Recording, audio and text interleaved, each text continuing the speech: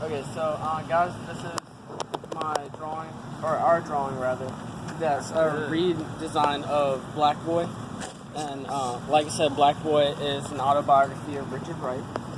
And as you can see, the main part of him here is a black man, but as you kind of see how it molds into these different pictures, and clearly I'm not the best artist and stuff, but thank you.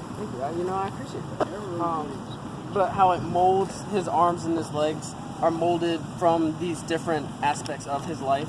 And when reading the book, we took out like some of the most important things that happened to him throughout his life, which made him who he was. And our inquiry question was, how did people's perspective and paradigms affect their situations during the Jim Crow era? And so it's essentially how you see something affects yourself.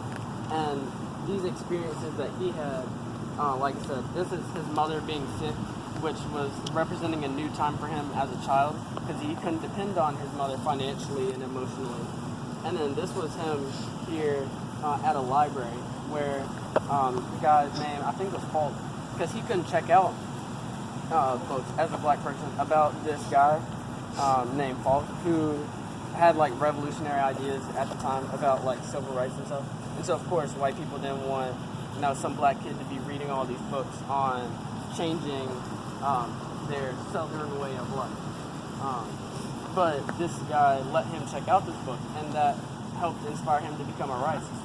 And then this here represents religion, which both his aunt and his grandmother were very religious, but he's kind of got pushed away from it because they were so vigorous in trying to get him to be religious. And right here is school, and it says back to school for a very important reason, because all throughout his life, because of poverty, because of having to support his family, and not doing well in school always, not because he wasn't smart. And even in this book he mentions how he could read and write and spell like every other kid, but when he got up to write his name on the board in his early years of education, he would essentially get stage fright, and people would think him stupid, which of course already being a black guy, he already got 2 strikes. But back to school represents him constantly returning back to school to get an education and eventually become an educated man. And like in the short story I just read to you, where he was talking about all the menial jobs that uneducated black men had, like being a dishwasher or a busboy or a doorman in a hotel. He didn't want to be like that. And so having the back to school represents him constantly going back. And these 4 main aspects of part 1 of his of the book Black Boy, because that's what we read, made him into the man that he became in part 2.